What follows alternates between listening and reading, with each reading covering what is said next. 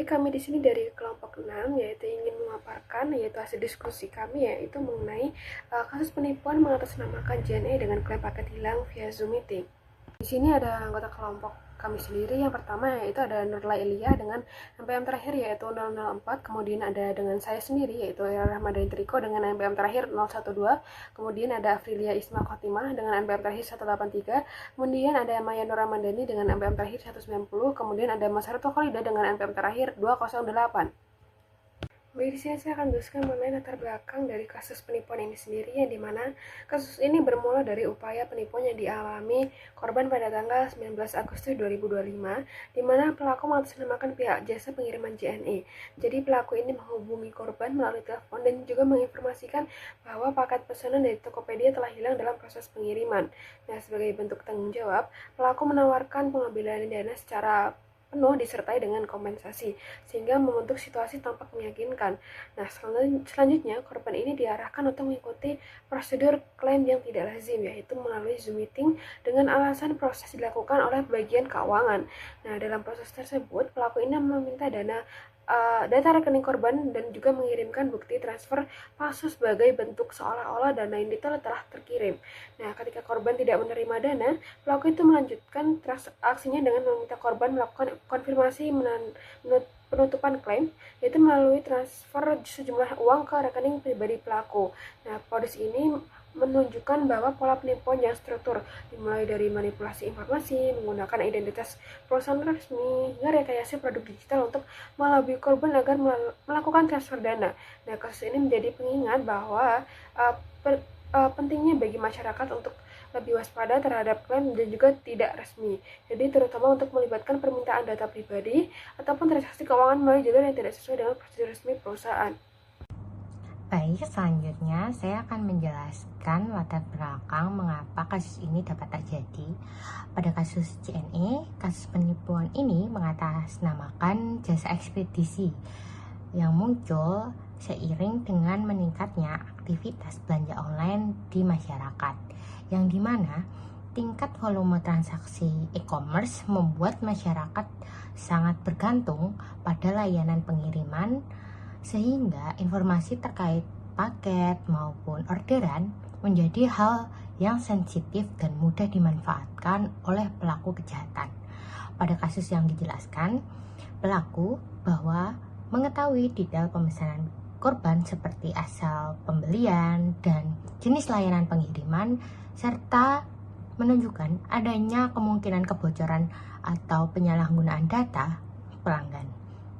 Selain itu, perkembangan teknologi komunikasi juga menjadi faktor utama munculnya modus ini.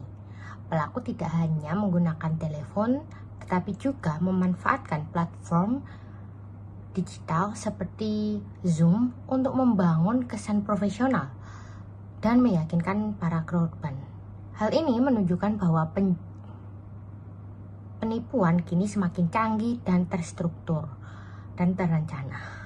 Tidak lagi sekedar melalui pesan yang singkat, tetapi juga menyerupai prosedur resmi dari perusahaan sendiri. Nah, kasus seperti ini juga sering terjadi karena rendahnya literasi digital pada masyarakat dan banyak pengguna yang belum memahami prosedur resmi dari perusahaan logistik, sehingga mudah percaya ketika dihubungi oleh pihak yang mengaku sebagai perwakilan perusahaan. Ketidaktahuan ini dimanfaatkan oleh pelaku sehingga untuk menciptakan skenario yang tampaknya realistis dari perusahaan seperti pemberitahuan paket hilang dan tawaran kompensasi. Baik, selanjutnya saya akan meneruskan apa yang telah disampaikan oleh rekan saya. Jadi, fenomena ini itu mengidentifikasikan bahwa kejahatan digital tidak hanya mengalami perkembangan dari segi teknologi yang dimanfaatkan, tetapi juga dari cara pelaku dalam memengaruhi kondisi psikologis korban. Pelaku kerap memanfaatkan rasa cemas dan kekhawatiran korban terkait status pengiriman barang, sehingga korban terdorong untuk mengambil keputusan secara cepat tanpa melakukan proses verifikasi terlebih dahulu. Nah, hal ini itu menunjukkan bahwa faktor psikologis memiliki peran yang signifikan dalam keberhasilan modus penipuan. Selain adanya kelemahan pada sistem keamanan dan rendahnya tingkat literasi digital masyarakat. Nah, selain itu, kurang optimalnya perlindungan terhadap data pribadi turut memperbesar peluang terjadinya tindak penipuan. Informasi konsumen yang bocor atau tersebar dapat disalahgunakan oleh pihak yang tidak bertanggung jawab untuk menyusun skenario penipuan yang tampak meyakinkan.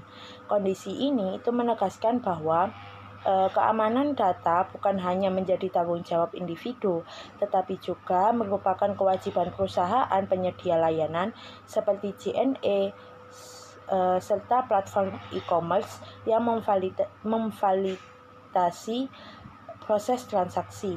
Nah, permasalahan tersebut menuntut keterlibatan aktif dari berbagai pihak, baik pemerintah, perusahaan, maupun masyarakat. Pemerintah diharapkan mampu memperkuat regulasi terkait perlindungan data pribadi serta meningkatkan efektivitas penegakan hukum terhadap kejahatan cyber. Sementara itu, perusahaan perlu meningkatkan sistem keamanan serta memberikan informasi yang jelas mengenai prosedur layanan resmi. Di sisi lain, masyarakat dituntut untuk lebih waspada dan meningkatkan kemampuan dalam mengenali berbagai modus penipuan digital. Dengan demikian, kajian terhadap kasus ini itu menjadi penting karena tidak hanya berdampak pada kerugian individu, tetapi juga berpotensi menurunkan kepercayaan masyarakat terhadap sistem transaksi digital secara keseluruhan. Pada di era modern sekarang ini, pengiriman secara online ataupun pembelian produk secara online dengan pengiriman JNE, JNT, ataupun ekspres yang lain itu sudah tidak lagi suatu hal yang tidak kita perbincangkan atau kita tidak asing dengan hal itu. Nah, ternyata hal-hal seperti ini juga banyak menimbulkan kasus-kasus penipuan yang disebabkan oleh pihak-pihak yang tak bertanggung jawab. Misalnya saja mengenai penipuan klaim paket hilang via Zoom meeting oleh yang beredar di paket JNE. Nah, untuk kita sebagai pelaku dari pengiriman ini atau pihak konsumen yang melakukan pengiriman ini, maka kita harus melakukan mitigasi agar kita tidak menjadi korban dari penipuan paket JNE ini. Yang pertama, mitigasi yang pertama adalah selalu verifikasi lewat jalur resmi. Jadi selalu lakukan verifikasi melalui jalur resmi yang sudah disediakan oleh masing-masing paket itu. Jangan mudah percaya pada informasi yang disampaikan melalui telepon atau WhatsApp dari pihak yang tidak dikenal.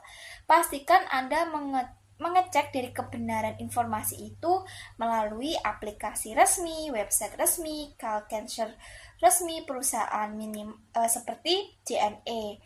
Nah, ingat, jangan pernah melakukan verifikasi melalui pihak yang pertama kali menghubungi Anda. Siapa tahu itu adalah pihak yang melakukan penipuan. Yang kedua adalah lindungi data pribadi kamu. Jadi karena kasus ini tuh sering terjadi akibat kebocoran data, maka kita perlu mitigasi untuk jangan sembarang isi data kita di website. Lalu jangan share nomor HP ataupun alamat di publik dan juga pakai email atau nomor yang berbeda untuk belanja online. Lalu yang ketiga adalah aktifkan keamanan tambahan. Jadi aktifkan notifikasi transaksi pada rekening Anda untuk memantau setiap aktivitas secara real time. Tetaplah ada batas atau limit dari transfer harian guna meminimalkan risiko kerugian. Selain itu, gunakan fitur keamanan tambahan seperti two-factor authentication ataupun pelindungan akses akun yang lain. Dengan langkah ini, setiap aktivitas mencurigakan itu dapat segera terdeteksi dan juga ditangani lebih cepat. Kemudian yang selanjutnya yaitu hindari mengikuti instruksi untuk bergabung ke Zoom atau Meet dari orang yang tidak jelas. Dalam kasus seperti ini, Zoom digunakan untuk mengarahkan korban melakukan sesuatu di perangkatnya, seperti membuka mobile banking atau memberikan OTP. Kemudian ada mewaspadai permintaan untuk menginstal aplikasi tambahan atau mengaktifkan fitur tertentu, seperti screen sharing atau remote access. Ini sering jadi pintu masuk pelaku untuk melihat atau mengendalikan perangkat korban. Kemudian yang terakhir yaitu jangan panik saat dihubungi. Pelaku biasanya menciptakan rasa takut atau urgensi supaya korban bertindak tanpa berpikir. Padahal semakin mendesak dan tidak masuk akal permintaannya, justru semakin besar kemungkinan itu penipuan.